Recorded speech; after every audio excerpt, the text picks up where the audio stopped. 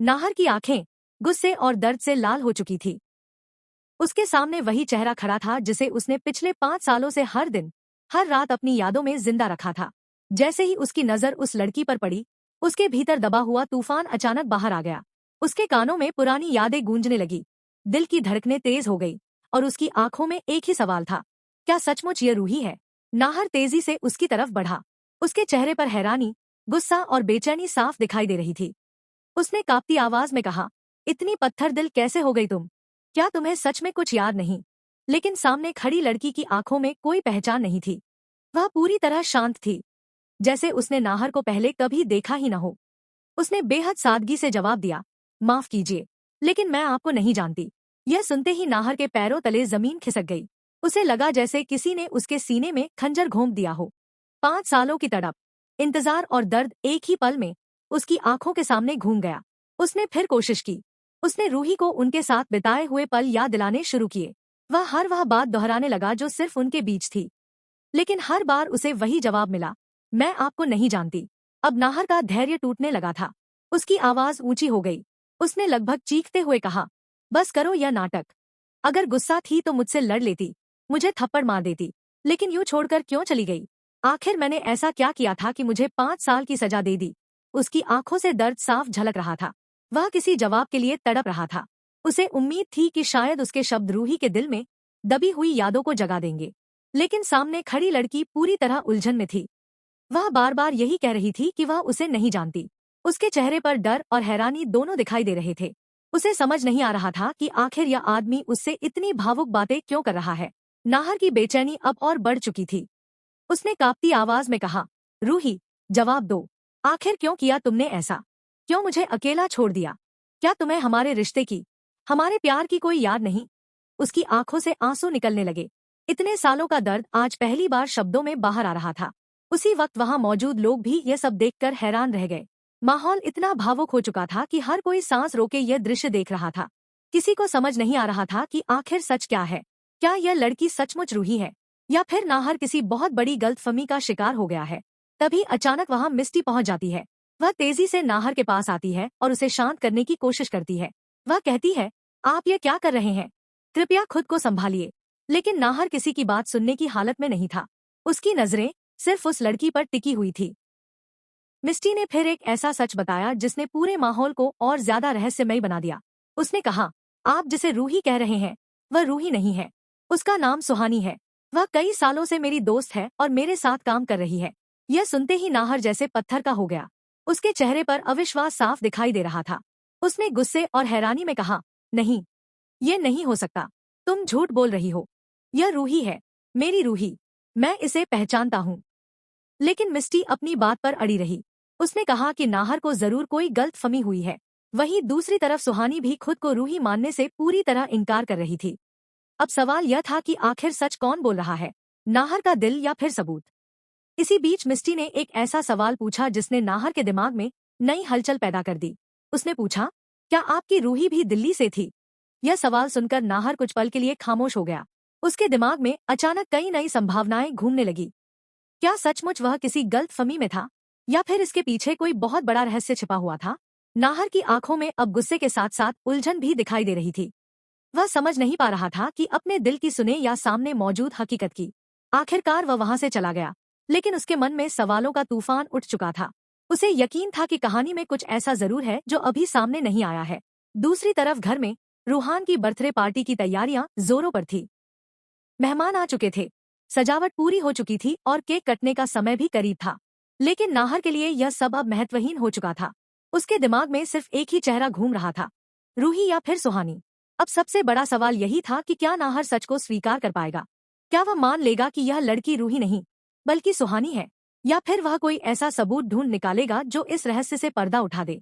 क्या रूही की खोई हुई यादें कभी वापस आएंगी, और अगर आईं तो कौन सा ऐसा सच सामने आएगा जो सबकी जिंदगी बदल देगा? इन सवालों के जवाब अभी रहस्य के अंधेरे में छिपे हुए हैं, लेकिन इतना तय है कि आने वाले दिनों में यह कहानी एक ऐसा मोड़ लेने वाली है जिसकी किसी ने कल्पना भी नहीं की होगी। नाहर वहां से तो चला गया, लेकिन उसके कदम जितनी तेजी से आगे बढ़ रहे थे, उसका मन उतनी ही तेजी से पीछे छूटता जा रहा था। उसकी आंखों के सामने बार बार वही चेहरा घूम रहा था, वही आंखें, वही मुस्कान, वही अंदाज। सब कुछ तो रूही जैसा था। फिर आखिर कैसे कोई कह सकता था कि वह रूही नहीं बल्कि सुहानी है। नाहर के दिल और दिमाग के बीच एक भयंकर जंग छिड़ चुकी थी। एक तरफ सबूतों की बातें थी, दूसरी तरफ उसका प्यार, जो बार बार यही कह रहा था कि उसने अपनी रूही को पहचानने में कोई गलती नहीं की। गाड़ी चलाते हुए नाहर को उनके पुराने दिनों की यादें सताने लगी। उसे वह आखिरी दिन याद आया जब रूही अचानक उसकी जिंदगी से गायब हो गई थी। उस दिन भी बहुत सारे सवाल थे और आज भी वही सवाल उसके सामने खड़े थे। फर्क सिर्फ इतना था कि तब रूही कहीं नजर नहीं आ रही थी और आज वह सामने खड़ी होकर उसे पहचानने से इनकार कर रही थी। उधर बर्थडे पार्टी में हर कोई रूहान के जन्मदिन का जश्न मनाने में व्यस्त था। घर रंग बिरंगी रोशनी से जगमगा रहा था। मेहमान हंस रहे थे, बच्चे खेल रहे थे और संगीत पूरे माहौल को खुशनुमा बना रहा था। लेकिन इस खुशी के बीच नाहर का चेहरा पूरी तरह बुझा हुआ था। उसकी खामोशी देखकर परिवार के लोग भी परेशान हो गए। किसी को समझ नहीं आ रहा था कि आखिर उसके मन में क्या चल रहा है। रूहान ने भी अपने पिता की उदासी महसूस कर ली। वह नाहर के पास आया और मासूमियत से पूछने लगा, पापा, आप खुश क्यों नहीं हैं? आज मेरा बर्थडे है। बेटे की बात सुनकर नाहर ने मुस्कुराने की कोशिश की, लेकिन उसकी मुस्कान में दर्द साफ झलक रहा था। उसने रूहान को गले लगाया, लेकिन उसके दिल में कहीं न कहीं ये एहसास था कि आज कुछ बहुत बड़ा होने वाला है। उसी समय दूसरी तरफ सुहानी भी बेचैन थी। वह बाहर से भले ही सामान्य दिख रही थी, लेकिन अंदर ही अंदर उसका दिल तेजी से धड़क रहा था। नाहर से हुई मुलाकात उसके दिमाग में बार बार घूम रही थी। उसे समझ नहीं आ रहा था कि आखिर उस आदमी की आंखों में इतना दर्द क्यों था। जब उसने खुद को रूही कहा, तब उसके भीतर एक अजीब सी घबराहट पैदा हुई थी। ऐसा लग रहा था जैसे उसके दिल के किसी कोने में दबी हुई कोई याद बाहर आने की कोशिश कर रही हो। रात को जब सुहानी अपने कमरे में अकेली थी, तभी उसे अचानक एक अजीब सपना दिखाई देता है। सपने में वह एक सड़क पर दौड़ रही होती है। चारों तरफ अंधेरा होता है और कोई उसे बार बार रूही, रूही कहकर पुकार रहा होता है। वह आवाज सुनकर रुकती है, लेकिन जैसे ही पीछे मुड़कर देखने की कोशिश करती है, सपना टूट जाता है। सुहानी अचानक घबराकर उठ बैठती है। उसके माथे पर पसीना था और सांसें तेज चल रही थी। उसने खुद को संभालने की कोशिश की, लेकिन उस नाम ने उसके मन में हलचल मचा दी थी। आखिर ये रूही कौन थी और क्यों यह नाम सुनते ही उसके दिल में अजीब सी बेचैनी पैदा हो जाती थी। अगली सुबह नाहर ने एक बड़ा फैसला लिया। उसने तय कर लिया कि वह इस रहस्य की तह तक जाकर रहेगा। चाहे पूरी दुनिया उसे गलत साबित करने की कोशिश करे, लेकिन वह सच सामने लाकर रहेगा। उसे यकीन था कि कहीं न कहीं कोई ऐसा सुराग जरूर मिलेगा जो साबित कर देगा कि सुहानी ही रूही है। नाहर सबसे पहले उन पुरानी फाइलों और तस्वीरों को निकालता है जो उसने 5 सालों से संभाल कर रखी थी। वह हर तस्वीर को ध्यान से देखने लगता है। अचानक उसकी नजर एक ऐसी तस्वीर पर पड़ती है जिसमें रूही के हाथ पर एक खास निशान दिखाई दे रहा था। यह निशान बहुत छोटा था और शायद किसी आम इंसान की नजर उस पर न जाए, लेकिन नाहर उसे अच्छी तरह जानता था। तुरंत उसके दिमाग में एक योजना आई। अगर सुहानी के हाथ पर भी वही निशान हुआ तो यह साबित हो जाएगा कि वह रूही ही है। लेकिन अगर निशान नहीं हुआ तो शायद उसे अपनी सबसे बड़ी उम्मीद खोनी पड़ेगी। दूसरी तरफ मिस्टी भी इस मामले को लेकर परेशान थी। उसने कई सालों तक सुहानी के साथ काम किया था और वह उसे अच्छी तरह जानती थी।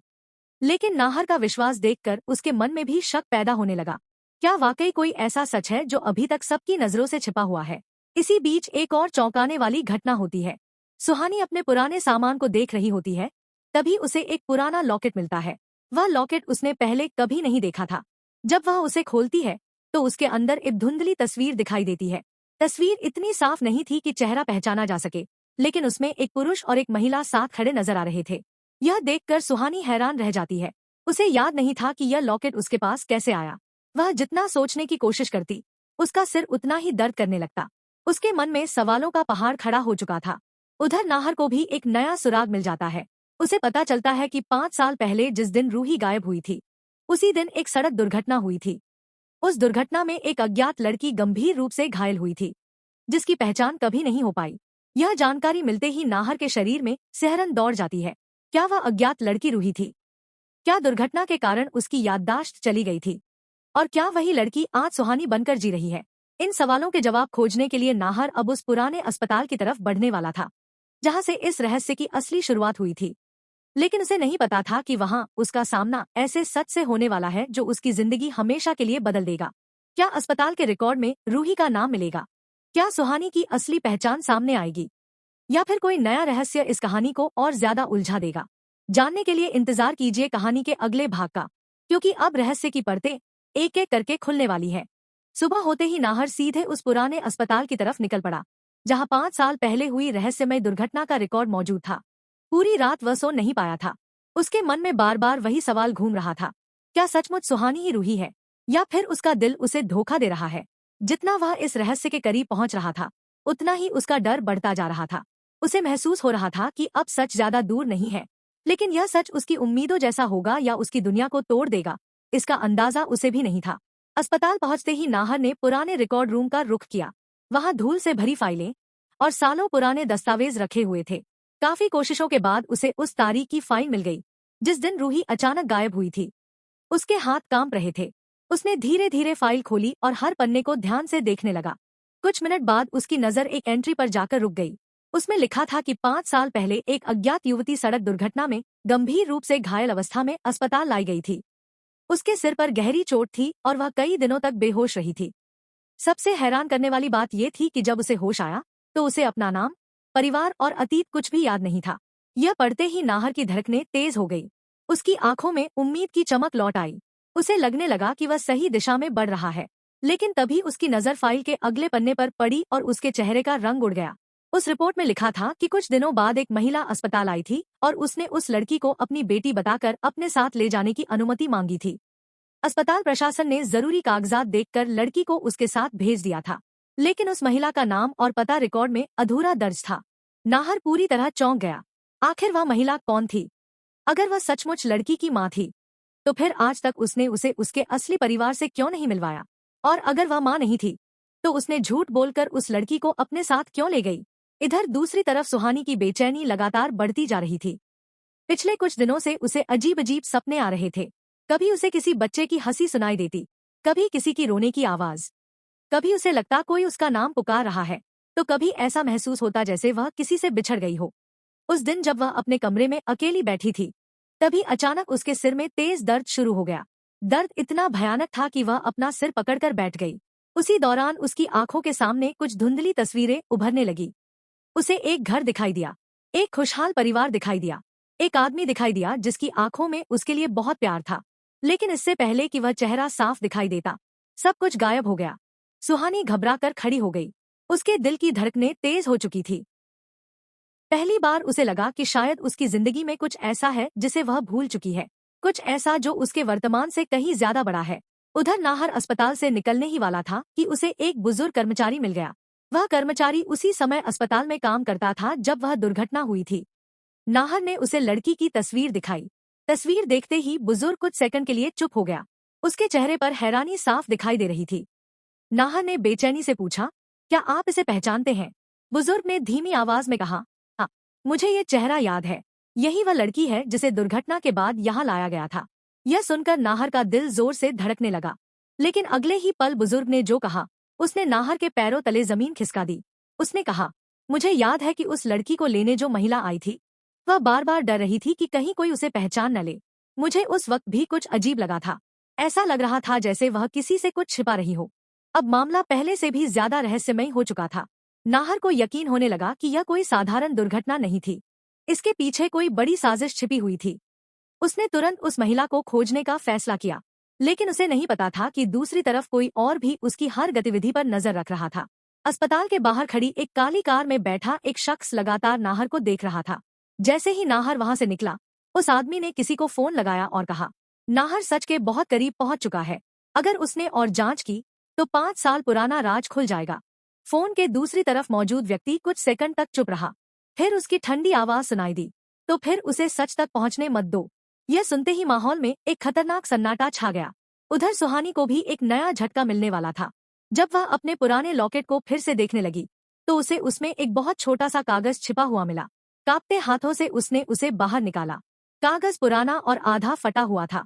उस पर सिर्फ 3 शब्द लिखे हुए थे, रूही, वापस आओ। यह पढ़ते ही सुहानी के हाथ कांपने लगे। उसकी आंखों के सामने फिर वही धुंधले चेहरे घूमने लगे और पहली बार उसके दिल ने उससे सवाल किया, क्या सचमुच मैं सुहानी हूँ, या मैं वही रूही हूँ जिसे अपनी पहचान तक याद नहीं? अब रहस्य पहले से कहीं ज्यादा गहरा हो चुका था। एक तरफ नाहर सच के बेहद करीब पहुंच चुका था, दूसरी तरफ सुहानी की खोई हुई यादें लौटने लगी थी। लेकिन सबसे बड़ा खतरा वह अनजान दुश्मन था जो किसी भी कीमत पर 5 साल पुराना सच सामने नहीं आने देना चाहता था। आखिर वह महिला कौन थी जिसने दुर्घटना के बाद रूही को अपने साथ ले गई? किसने उसकी याददाश्त छिपाने की कोशिश की? और वह कौन है जो आज भी इस रहस्य को दफन रखना चाहता है? इन सभी सवालों के जवाब कहानी के अगले और सबसे धमाकेदार भाग में मिलने वाले हैं, जहां कई चेहरों से नकाब उतरेंगे और एक ऐसा सच सामने आएगा जो हर रिश्ते की नींव हिला देगा। सुबह होते ही नाहर सीधे उस पुराने अस्पताल की तरफ निकल पड़ा, जहां 5 साल पहले हुई रहस्यमय दुर्घटना का रिकॉर्ड मौजूद था। पूरी रात वह सो नहीं पाया था। उसके मन में बार बार वही सवाल घूम रहा था, क्या सचमुच सुहानी ही रूही है, या फिर उसका दिल उसे धोखा दे रहा है? जितना वह इस रहस्य के करीब पहुंच रहा था, उतना ही उसका डर बढ़ता जा रहा था। उसे महसूस हो रहा था कि अब सच ज्यादा दूर नहीं है, लेकिन यह सच उसकी उम्मीदों जैसा होगा या उसकी दुनिया को तोड़ देगा, इसका अंदाजा उसे भी नहीं था। अस्पताल पहुंचते ही नाहर ने पुराने रिकॉर्ड रूम का रुख किया। वहां धूल से भरी फाइलें और सालों पुराने दस्तावेज रखे हुए थे। काफी कोशिशों के बाद उसे उस तारीख की फाइल मिल गई जिस दिन रूही अचानक गायब हुई थी। उसके हाथ कांप रहे थे। उसने धीरे धीरे फाइल खोली और हर पन्ने को ध्यान से देखने लगा। कुछ मिनट बाद उसकी नजर एक एंट्री पर जाकर रुक गई। उसमें लिखा था कि 5 साल पहले एक अज्ञात युवती सड़क दुर्घटना में गंभीर रूप से घायल अवस्था में अस्पताल लाई गई थी। उसके सिर पर गहरी चोट थी और वह कई दिनों तक बेहोश रही थी। सबसे हैरान करने वाली बात यह थी कि जब उसे होश आया तो उसे अपना नाम, परिवार और अतीत कुछ भी याद नहीं था। यह पढ़ते ही नाहर की धड़कनें तेज हो गई। उसकी आंखों में उम्मीद की चमक लौट आई। उसे लगने लगा कि वह सही दिशा में बढ़ रहा है। लेकिन तभी उसकी नजर फाइल के अगले पन्ने पर पड़ी और उसके चेहरे का रंग उड़ गया। उस रिपोर्ट में लिखा था कि कुछ दिनों बाद एक महिला अस्पताल आई थी और उसने उस लड़की को अपनी बेटी बताकर अपने साथ ले जाने की अनुमति मांगी थी। अस्पताल प्रशासन ने जरूरी कागजात देखकर लड़की को उसके साथ भेज दिया था, लेकिन उस महिला का नाम और पता रिकॉर्ड में अधूरा दर्ज था। नाहर पूरी तरह चौंक गया। आखिर वह महिला कौन थी? अगर वह सचमुच लड़की की माँ थी, तो फिर आज तक उसने उसे उसके असली परिवार से क्यों नहीं मिलवाया? और अगर वह माँ नहीं थी, तो उसने झूठ बोलकर उस लड़की को अपने साथ क्यों ले गई? इधर दूसरी तरफ सुहानी की बेचैनी लगातार बढ़ती जा रही थी। पिछले कुछ दिनों से उसे अजीब अजीब सपने आ रहे थे। कभी उसे किसी बच्चे की हंसी सुनाई देती, कभी किसी की रोने की आवाज, कभी उसे लगता कोई उसका नाम पुकार रहा है, तो कभी ऐसा महसूस होता जैसे वह किसी से बिछड़ गई हो। उस दिन जब वह अपने कमरे में अकेली बैठी थी, तभी अचानक उसके सिर में तेज दर्द शुरू हो गया। दर्द इतना भयानक था कि वह अपना सिर पकड़कर बैठ गई। उसी दौरान उसकी आंखों के सामने कुछ धुंधली तस्वीरें उभरने लगी। उसे एक घर दिखाई दिया, एक खुशहाल परिवार दिखाई दिया, एक आदमी दिखाई दिया जिसकी आंखों में उसके लिए बहुत प्यार था। लेकिन इससे पहले कि वह चेहरा साफ दिखाई देता, सब कुछ गायब हो गया। सुहानी घबराकर खड़ी हो गई। उसके दिल की धड़कनें तेज हो चुकी थी। पहली बार उसे लगा कि शायद उसकी जिंदगी में कुछ ऐसा है जिसे वह भूल चुकी है, कुछ ऐसा जो उसके वर्तमान से कहीं ज्यादा बड़ा है। उधर नाहर अस्पताल से निकलने ही वाला था कि उसे एक बुजुर्ग कर्मचारी मिल गया। वह कर्मचारी उसी समय अस्पताल में काम करता था जब वह दुर्घटना हुई थी। नाहर ने उसे लड़की की तस्वीर दिखाई। तस्वीर देखते ही बुजुर्ग कुछ सेकंड के लिए चुप हो गया। उसके चेहरे पर हैरानी साफ दिखाई दे रही थी। नाहर ने बेचैनी से पूछा, क्या आप इसे पहचानते हैं? बुजुर्ग ने धीमी आवाज में कहा, हाँ, मुझे ये चेहरा याद है। यही वह लड़की है जिसे दुर्घटना के बाद यहाँ लाया गया था। यह सुनकर नाहर का दिल जोर से धड़कने लगा। लेकिन अगले ही पल बुजुर्ग ने जो कहा, उसने नाहर के पैरों तले जमीन खिसका दी। उसने कहा, मुझे याद है कि उस लड़की को लेने जो महिला आई थी, वह बार बार डर रही थी कि कहीं कोई उसे पहचान न ले। मुझे उस वक्त भी कुछ अजीब लगा था। ऐसा लग रहा था जैसे वह किसी से कुछ छिपा रही हो। अब मामला पहले से भी ज्यादा रहस्यमय हो चुका था। नाहर को यकीन होने लगा कि यह कोई साधारण दुर्घटना नहीं थी। इसके पीछे कोई बड़ी साजिश छिपी हुई थी। उसने तुरंत उस महिला को खोजने का फैसला किया, लेकिन उसे नहीं पता था कि दूसरी तरफ कोई और भी उसकी हर गतिविधि पर नजर रख रहा था। अस्पताल के बाहर खड़ी एक काली कार में बैठा एक शख्स लगातार नाहर को देख रहा था। जैसे ही नाहर वहां से निकला, उस आदमी ने किसी को फोन लगाया और कहा, नाहर सच के बहुत करीब पहुंच चुका है। अगर उसने और जांच की तो 5 साल पुराना राज खुल जाएगा। फोन के दूसरी तरफ मौजूद व्यक्ति कुछ सेकंड तक चुप रहा। फिर उसकी ठंडी आवाज सुनाई दी, तो फिर उसे सच तक पहुंचने मत दो। यह सुनते ही माहौल में एक खतरनाक सन्नाटा छा गया। उधर सुहानी को भी एक नया झटका मिलने वाला था। जब वह अपने पुराने लॉकेट को फिर से देखने लगी, तो उसे उसमें एक बहुत छोटा सा कागज छिपा हुआ मिला। कांपते हाथों से उसने उसे बाहर निकाला। कागज पुराना और आधा फटा हुआ था। उस पर सिर्फ 3 शब्द लिखे हुए थे, रूही, वापस आओ। यह पढ़ते ही सुहानी के हाथ कांपने लगे। उसकी आंखों के सामने फिर वही धुंधले चेहरे घूमने लगे और पहली बार उसके दिल ने उससे सवाल किया, क्या सचमुच मैं सुहानी हूँ, या मैं वही रूही हूँ जिसे अपनी पहचान तक याद नहीं? अब रहस्य पहले से कहीं ज्यादा गहरा हो चुका था। एक तरफ नाहर सच के बेहद करीब पहुंच चुका था, दूसरी तरफ सुहानी की खोई हुई यादें लौटने लगी थी। लेकिन सबसे बड़ा खतरा वह अनजान दुश्मन था जो किसी भी कीमत पर 5 साल पुराना सच सामने नहीं आने देना चाहता था। आखिर वह महिला कौन थी जिसने दुर्घटना के बाद रूही को अपने साथ ले गई? किसने उसकी याददाश्त छिपाने की कोशिश की? और वह कौन है जो आज भी इस रहस्य को दफन रखना चाहता है? इन सभी सवालों के जवाब कहानी के अगले और सबसे धमाकेदार भाग में मिलने वाले हैं, जहां कई चेहरों से नकाब उतरेंगे और एक ऐसा सच सामने आएगा जो हर रिश्ते की नींव हिला देगा।